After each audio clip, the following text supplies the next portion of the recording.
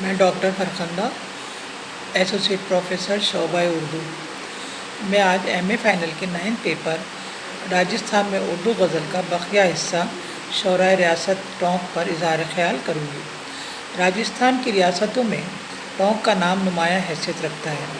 جب 1806 میں شہر ٹونک پر امیر خان بہادر کا اقتدار ہوا تو ٹونک میں فارسی زبان و ادب کے فروغ کے ساتھ ساتھ اردو شعر و سخن کے ابتدائی نقوش کا سراغ ملتا ہے۔ منشی بساون لال نے 1825 میں امیر نامہ فارسی میں لکھا۔ وہ شاداں تخلص کرتے تھے اور اردو میں بھی شعر کہا کرتے تھے۔ جہاں تک بساون لال شاداں کی اردو شعر گوئی کا تعلق ہے، ان کو شعر گوئی سے فطری لگاؤ تھا۔ انہوں نے غزلیں بھی لکھی ہیں۔ ایک شعر مثال کے طور پر: یوں داغ دل ہیں اس میرے سینے کے آس پاس، پنے جڑے ہوئے ہوں جیسے نگینے کے آس پاس۔ اسی طرح سے ٹونک میں کئی بے نظیر شاعر ہوئے۔ جب 1857 کا غدر ہوا تو دہلی کا شیرازہ ہی بکھر گیا اور کچھ لوگ دہلی سے ٹونک چلے آئے۔ وہاں پر پہلے سے ہی بڑے بڑے علماء، فضلاء اور شعراء موجود تھے، جن کی وجہ سے راجستھان کے کونے کونے نے ان کے فیض سے فائدہ اٹھایا۔ ٹونک ہی ایک ایسا مرکز تھا جہاں سے اردو کے سوتے پھوٹ پھوٹ کر جے پور، الور، اجمیر اور جھالاواڑ کو سیراب کر رہے تھے، کیونکہ یہاں پر پہلے سے ہی اردو شعراء موجود تھے۔ محمد عباد اللہ صاحب عامل، محمد عبد الکریم خان شرق، احمد یار خان آفی، مولوی حمید الدین حمیدی اور احمد علی رونق پائی کے شعراء موجود تھے۔ آپ نواب امیر خان کے فرزند تھے۔ پہلے حضرت انور، پھر استاد ظہیر شرف سے تلمذ حاصل کیا۔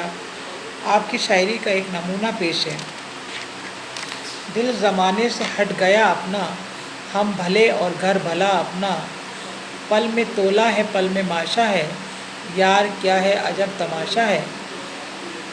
ایک اور شاعر وہاں پر ہوئے جن کا نام تھا سولٹ ٹونکی۔ سولٹ ٹونکی کے سن پیدائش کے سلسلے میں سب ایک رائے ہیں۔ ڈاکٹر ابوالفیض عثمانی نے 1858 کو ان کا سن پیدائش بتایا ہے۔ آپ ٹونک میں پیدا ہوئے۔ سولٹ صاحب ایک بلند پایہ شاعر تھے۔ جملہ اصناف سخن میں کمال حاصل تھا۔ ان کے قصائد سے ان کی قوت شاعری کا اندازہ ہوتا ہے۔ آپ بہترین نعت گو بھی تھے۔ غزل سے خاص لگاؤ تھا اور غزل کو ہی ترجیح دیتے تھے۔ سولٹ صاحب شعر کے لیے مقیاس تھے، معیار تھے اور ایسے آئینہ جو شعر کے حسن قد کو صاف صاف دکھاتا ہو۔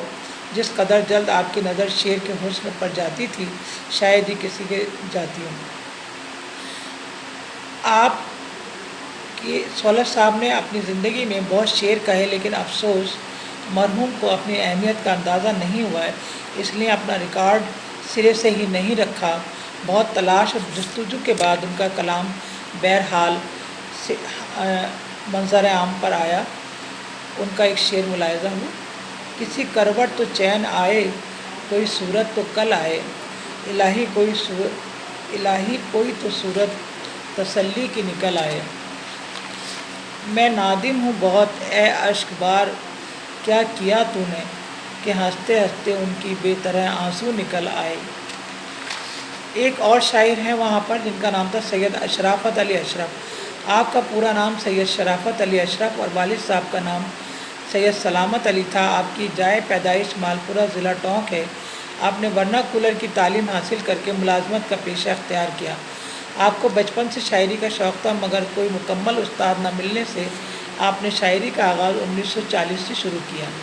آپ نے حضرت بسر ٹونکی سے تلمذ حاصل کیا اور اچھی غزلیں لکھنا شروع کیا، جس کا مثال پیش ہے: پھول دامن میں چبھے خار مغیلاں ہو کر، صبح آئی ہے میری شام غریباں ہو کر، تیری رحمت پہ خدا مجھ کو یقین ہے کامل، اس لیے آیا ہوں آلودہ عصیاں ہو کر، زلف مشکی کی قسم، روئے منور کی قسم، چین الفت میں ملا دل کو پریشاں ہو کر۔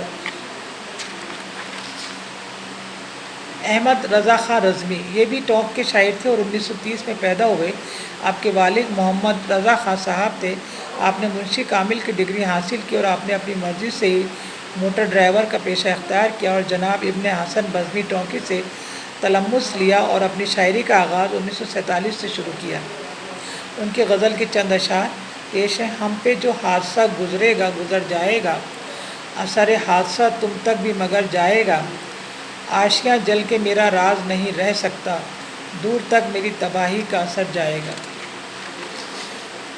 ایک اور شاعر ہوئے ہیں وہاں پر محمد صدیق خان صاحب۔ حضرت صاحب صاحب 1919 کو ٹوک میں پیدا ہوئے۔ آپ کے والد اپنے زمانے کے مانے ہوئے ریاضی داں تھے۔ آپ کی ابتدائی تعلیم ٹوک میں ہی ہوئی اور اس کے بعد آپ نے منشی فاضل کی ڈگری حاصل کی۔ آپ والی ریاست ٹونک نے آپ کو فہیم الشعراء کے خطاب سے اور نواب محمد اسماعیل علی خان تاج نے نواز العصر مفکر دورہ کے خطاب سے نواز کر ان کی شاعرانہ عظمت کے اعتراف کا حق ادا کیا۔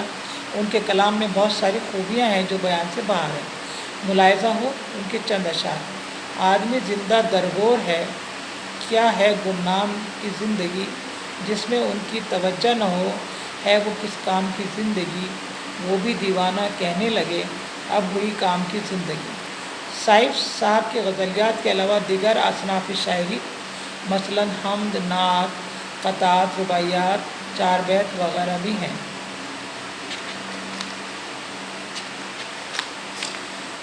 عبدالحی رانا، آپ ٹونک میں 1919 میں پیدا ہوئے۔ آپ کے والد صاحب منشی احمد سعید خان داروغہ تھے۔ آپ نے تعلیم حاصل کی اور محتمم توشہ خانہ کی نوکری کی۔ آپ کو طرح طرح کی دشواریوں سے گزرنا پڑا۔ آپ کی پرورش والدہ اور بڑے بھائی صاحب نے کی۔ آپ کی صحبت ٹونک کے نامی گرامی علماء اور شعراء سے روز ہوتی رہتی تھی۔ آپ کی فنی صلاحیت کی وجہ سے بڑے بڑے فنکار آپ کے دامن دولت سے وابستہ رہے۔ اس شوق کی مرہون منت آپ کی شاعری تھی۔ 1949 میں وہ بزم سخن اور 1951 میں وہ مولانا خندہ کی تحریک پر انجمن ترقی اردو ٹونک شاخ کے صدر منتخب ہوئے۔ آپ کو ہر دل عزیز اور ایسا بااقتدار آدمی بنانے والی شخصیت رضائے نیس اعلیٰ نواب اسماعیل خان تاج ٹونکی کی تھی۔ رانا صاحب نے اردو کی ترویج اور ترقی کے لیے بہت کام کیا۔ اپنے لوگوں کے دلوں میں اردو کی عظمت پیدا کی۔ آپ کے کلام کے چند نمونے پیش ہیں: جھک جائے تیرے در پہ وہ سر چاہتا ہوں، جس میں سمائے تو وہ نظر چاہتا ہوں، تعمیر آشیاں کے لیے کوششیں ہیں کیوں، کیا اہتمام برق و سر چاہتا ہوں، دیوانگی تو دیکھیے عہد شباب میں، دل کو خرد کا دست نگر چاہتا ہوں، رانا حاصل منزل مقصود کے لیے ہر گام پر فریب نظر چاہتا ہوں۔